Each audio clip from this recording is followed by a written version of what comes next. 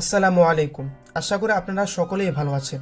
আজকের ভিডিওতে আমি দেখাবো খুব সহজে কিভাবে একটি ছবিকে পাসপোর্ট সাইজের ছবিতে রূপান্তর করতে পারেন, তাও আবার ফটোশপ দিয়ে।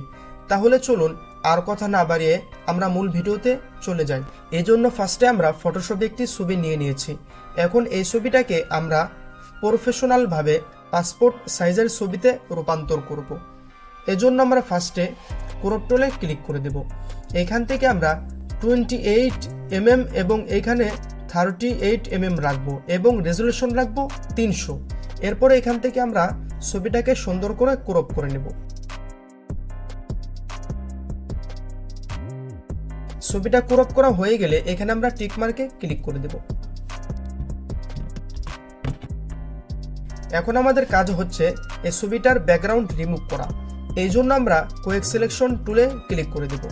এরপরে এখান থেকে সিলেক্ট সাবজেক্টে ক্লিক করে দেব। আর যাদের সিলেক্ট সাবজেক্ট এই অপশনটি নাই তারা এখান থেকে এই যে কুইক সিলেকশন টুল, এই টুলটি দিয়ে আপনারা ম্যানুয়ালভাবে সিলেক্ট করে নিতে পারেন। আমার যেহেতু সিলেক্ট সাবজেক্ট এই অপশনটি আছে, আমি এইখানে ক্লিক করে আমি সাবজেক্টটি সিলেক্ট করে নিচ্ছি। দেখতে পাচ্ছেন আমার ছবিটা সুন্দরভাবে সিলেক্ট হয়ে গিয়েছে। এখন আমি অ্যাড মাস্ক এইখানে ক্লিক করে দেব। তাহলে আমার ব্যাকগ্রাউন্ডটি সুন্দরভাবে রিমুভ হয়ে যাবে। এখন আমি এর পিছনে একটি ব্যাকগ্রাউন্ড নিব। এই জন্য আমি অ্যাডজাস্টমেন্ট লেয়ারে ক্লিক করে দেব।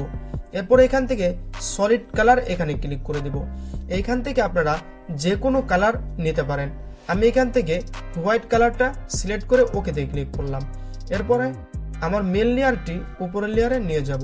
এখন আমাদের এই ছবিটাকে একটু কালার গ্রেডিং করে নেব। এই জন্য আমরা এখান থেকে আবারও অ্যাডজাস্টমেন্ট লেয়ারে চলে যাব।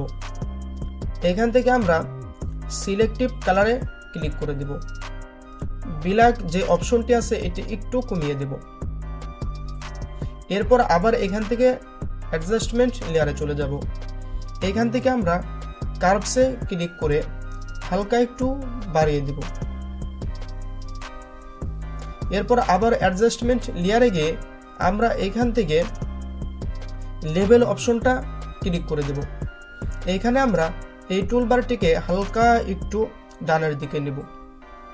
তাহলে আমাদের পাসপোর্ট সাইজের ছবি কমপ্লিট।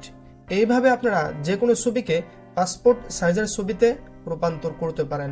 আজকের ভিডিওটি এই পর্যন্তই। দেখা হচ্ছে পরবর্তী কোনো ভিডিওতে। আল্লাহ হাফেজ।